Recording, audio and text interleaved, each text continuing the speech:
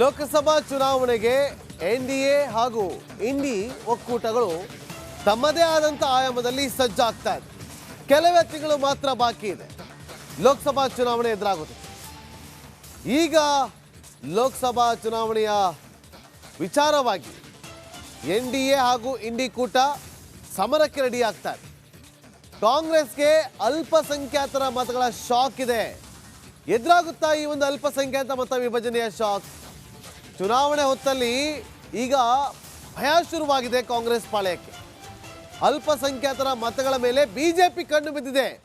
ಕನಿಷ್ಠ 20% ಶೇಕಡ Muslim Christian ಮತವನ್ನ ಸೆಳೆದಕ್ಕೆ ಕಾರ್ಯತಂತ್ರವನ್ನ ಹಿಡಿಯಲಾಗ್ತಾ ಇದೆ. ಈಗ ರಾಜ್ಯದಲ್ಲೂ ಕೂಡ ಶುಕ್ರಿಯಾ ಭಾಯ್ಜಾನ್ ಮೋದಿಜಿ ಅಭಿಯಾನ ಶುರುವಾಗ್ತಾ ಇದೆ. ರಿಪಬ್ಲಿಕ್ ಕನ್ನಡಕ್ಕೆ ಅಲ್ಪಸಂಖ್ಯಾತ ಮೋರ್ಚಾ ಅಧ್ಯಕ್ಷರು ಎಕ್ಸ್ಕ್ಲೂಸಿವ್ ಆಗಿ ಮಾತನಾಡಿದ್ದಾರೆ. ಅನಿಲ್ ಥಾಮಸ್ ಅವರು ಈ ಒಂದು ಅಭಿಯಾನ ಕಾರ್ಯತಂತ್ರದ ಬಗ್ಗೆ ಮಾಹಿತಿ ಕೊಟ್ಟಿದ್ದಾರೆ. ಅದರ ಇನ್ಸೈಡ್ ಡೀಟೇಲ್ಸ್ ರಿಪಬ್ಲಿಕ್ ಕನ್ನಡದ ಬಳಿ ಇದೆ. ಬಿಜೆಪಿಯಿಂದ ಈ ಬಾರಿ ವಿಶೇಷವಾಗಿ ಅಲ್ಪಸಂಖ್ಯಾತರ ಮತಗಳನ್ನು ಸೆಳೆಯುವ ನಿಟ್ಟಿನಲ್ಲಿ ಈಗ ಒಂದು ಸ್ಟ್ರಾಟಜಿ ಕೂಡ ರೂಪಿಸಿರ್ತಕ್ಕಂಥದ್ದು. ಈ ನಿಟ್ಟಿನಲ್ಲಿ ವಿಶೇಷವಾದಂತಹ ಒಂದು ಅಭಿಯಾನವನ್ನು ಕೈಗೊಂಡಿದ್ದಾರೆ. ಈ ಸಂಬಂಧಪಟ್ಟಂತೆ ಮಾತನಾಡೋದಕ್ಕೆ ನಮ್ಮ ಜೊತೆ ಅನಿಲ್ ಥಾಮಸ್ ಅವರು ಇದ್ದಾರೆ. ನಮ್ಮ ಜೊತೆಗೆ ಬನ್ನಿ ಅವರನ್ನೇ ಮಾತಾಡ್ಸೋಣ. ಸರ್ ನಮಸ್ತೆ. ಈ ವಿಶೇಷ ಅಭಿಯಾನದ ಒಂದು ಉದ್ದೇಶ ಏನು ಮತ್ತು ಯಾವಲ್ಲಿಂದ ಶುರುವಾಗುತ್ತೆ ಸರ್?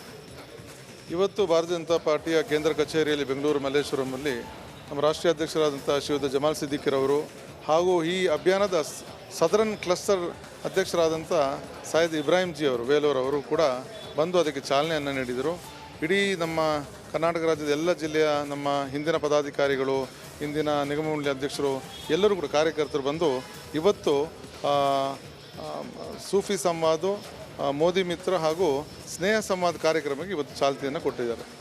ಸರ್, ಈ ಅಭಿಯಾನ ಜಿಲ್ಲಾ ಮಟ್ಟದಲ್ಲಿ ಯಾವಾಗ ಶುರುವಾಗುತ್ತೆ ಮತ್ತು ಅಭಿಯಾನ ಯಾವ ರೀತಿ ಇರುತ್ತೆ ಅಂತ? ಇದು ಈಗ ಏನು ಅಂತ ಹೇಳಿದ್ರೆ ಪ್ರತಿ ಜಿಲ್ಲೆಯಲ್ಲೂ ಕೂಡ ಅಲ್ಪಸಂಖ್ಯಾತರು, ಮುಸಲ್ಮಾನರು, ಕ್ರೈಸ್ತರು, ಜೈನರು ನಾವು ಸಹಸ್ರಾರು ಸಂಖ್ಯೆಯಲ್ಲಿ ಶೇಕಡ 20ರಿಂದ 30ರಷ್ಟು ಫಲಾನುಭವಿಗಳಿದ್ದೀವಿ.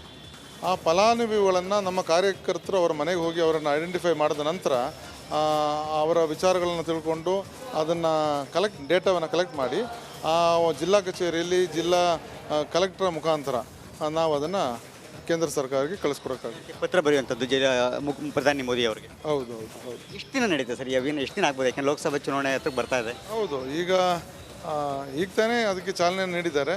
ಬಹುಶಃ ನೆಕ್ಸ್ಟ್ ಒಂದು ವಾರ 10 ದಿನದಲ್ಲಿ ಅದು ಜಿಲ್ಲಾವಾರು ಇನ್ನೊಂದು ತಿಂಗಳು 2 ತಿಂಗಳು ಈ ಅಭಿಯಾನ ನಡೆಯುತ್ತೆ. ಒಟ್ಟಾರೆಯಾಗಿ ಅಲ್ಪಸಂಖ್ಯಾತರ ಒಟ್ಟಾರೆಯಾಗಿ ನಿಮ್ಮ ಒಂದು ಅಂದಾಜು ಅಂದರೆ ಎಷ್ಟು ಪತ್ರಗಳು ರವಾನೆ ಆಗಬಹುದು ಸರ್ ಪ್ರಧಾನಿಯವರಿಗೆ? ಈಗ ನೋಡಿ, ಈಗ ಕೇಂದ್ರ ಸರ್ಕಾರದ ಫಲಾನುಭವಿಗಳ ಸಂಖ್ಯೆ ಅಲ್ಪಸಂಖ್ಯಾತರುಗಳು ಪ್ರತಿ ಮನೆಯಲ್ಲಿ ತಲುಪಿದೆ. ಸೊ ಮೋದಿಜಿಯನ್ನು ಮತ್ತೊಮ್ಮೆ ಪ್ರಧಾನಮಂತ್ರಿ ಮಾಡೋದು ಸಂಖ್ಯಾತರ ಅವರ ಮೇಲೆ ಕೂಡ ಒಂದು ಹೊರೆ ಇದೆ. ಏನಕ್ಕೆ ಅಂತ ಹೇಳಿದ್ರೆ ಭಾಳ ದೃಢವಾದಂಥ ಆರ್ಥಿಕತೆ, ದೃಢವಾದಂಥ ಆ ಭದ್ರತೆ ನಮ್ಮ ದೇಶದಲ್ಲಿ ಕಾಣಿಸ್ತಾ ಇದೆ. ನಾವು ಅಲ್ಪಸಂಖ್ಯಾತರು ಕೂಡ ಭಾಳ ಭದ್ರತೆಯಿಂದ ನಮ್ಮ ಆರ್ಥಿಕತೆಯಲ್ಲಿ ಮುನ್ನುಗ್ತಾ ಇದ್ದೀವಿ. ಅದನ್ನು ಎಲ್ಲರ ಮನೆಯಲ್ಲೂ ಕೂಡ ಕಾಣ್ತಾ ಇದ್ದೀವಿ. Thank you sir, thank you. ಇದಿಷ್ಟು ಕೂಡ ಅಲ್ಪಸಂಖ್ಯಾತರ ಮೋರ್ಚಾದ ಅಧ್ಯಕ್ಷರಾದಂತಹ ಅನಿಲ್ ಥಾಮಸ್ ಅವರ ಮಾತು. ವಿಶೇಷ ಅಭಿಯಾನದ ಮೂಲಕ ಮತ್ತು ಅಲ್ಪಸಂಖ್ಯಾತರ ಮತಗಳನ್ನು ಸೆಳೆಯುವ ನಿಟ್ಟಿನಲ್ಲಿ ಬಿಜೆಪಿ ಹೊಸ ಸ್ಟ್ರಾಟಜಿಯನ್ನು ರೂಪಿಸಿದೆ. ಮುಂದಿನ ದಿನಗಳಲ್ಲಿ ಈ ಪ್ಲಾನ್ ಯಶಸ್ವಿ ಆಗುತ್ತಾ ಅನ್ನೋದನ್ನು ಕಾದು ನೋಡಬೇಕಿದೆ. ಕ್ಯಾಮ್ರಾ ಪರ್ಸನ್ ಮಂಜುನಾಥ್ ಜೊತೆ ಸುರೇಶ್, ರಿಪಬ್ಲಿಕ್ ಕನ್ನಡ, ಬೆಂಗಳೂರು.